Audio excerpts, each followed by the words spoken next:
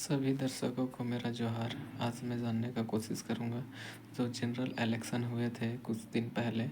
जो आज इस वक्त मैं झारखंड के रांची डिस्ट्रिक्ट से मैं बात कर रहा हूँ।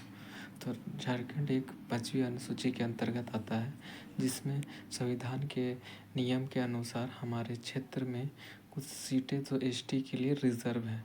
उसमें से हम देख पाते हैं कि 5 क्षेत्र जो आदिवासी के लिए रिजर्व है। उसमें से एक है आपका खूंटी, दूसरा लोहरदगा, तीसरा सिंहभूम, चौथा दुमका और पांचवा आपका लोहरदगा। इन क्षेत्रों में हालांकि हमारे झारखंड के पूरे पूरे क्षेत्र में 14 लोकसभा क्षेत्र आते हैं।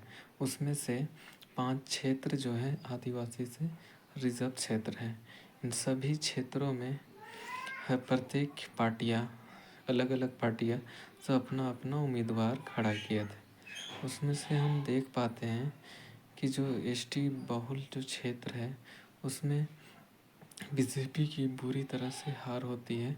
और बाकी जो ओपन सीट है, जैसे कि हमारा ओपन सीट है आपका 8 सीट जो है ओपन सीट है। उसमें से हम देख पाते हैं सभी 8 सीट में बीजेपी की दबदबा होती है। और एक सीट जो हमारा लोकल जो क्षेत्र है हमारा एक पार्टी है आसू, आसू ने एक सीट जीता है।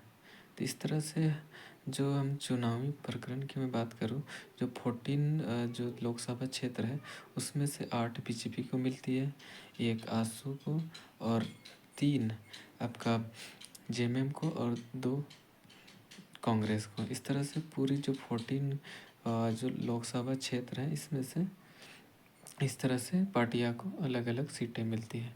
तो स्पेशली मैं बात करने जा रहा हूँ जो एसटी बहुल क्षेत्र है इसमें से जैसे कि खूंटी का जो मैं बात करूँ तो खूंटी में कांग्रेस से कालीचरण मुंडा जी थे और बीजेपी से अर्जुन मुंडा। तो बीजेपी की बुरी तरह से यानी अर्जुन मुंडा की हार होती है और कालीचरण मुंडा की जीत होती है। दूसरे लोकसभा क्षेत्र की मैं बात करूँ लोहरदगा में बीजेपी की ओर से लड़ रहे थे समीर उरांव और कांग्रेस की ओर से लड़ रहे थे सुखदेव भगत। इन दोनों आपस में लड़ाई के बाद कांग्रेस बीजेपी की पूरी तरह से हार हो जाती है और कांग्रेस इसमें भी जीत जाता है, क्योंकि आपका सुखदेव भगत। अब तीसरा चले आते हैं आपका दुमका में सीता मुर्मू जो बीजेपी की ओर से लड़ रहे थे और इसके अगेंस्ट में नलिन सोरेन।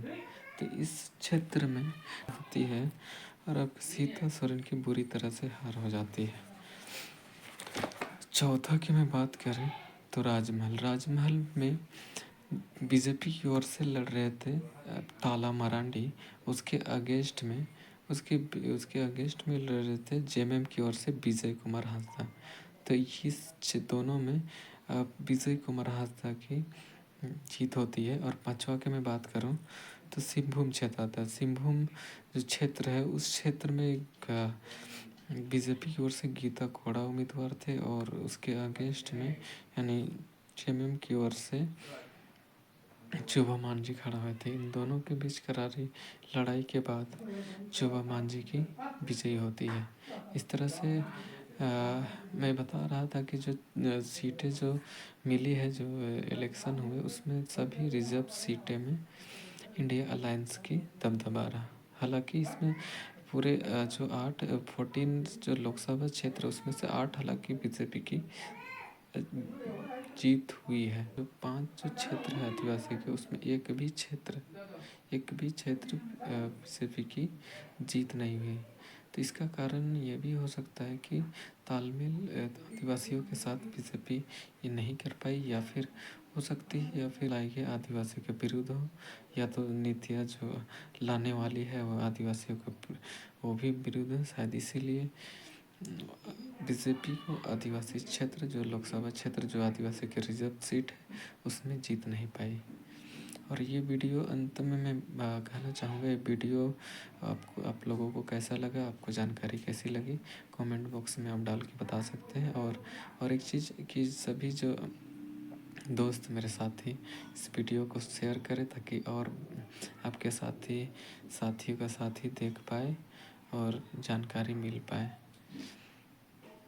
अंत में मैं अपना वीडियो यहीं पर समाप्त करता हूँ। धन्यवाद।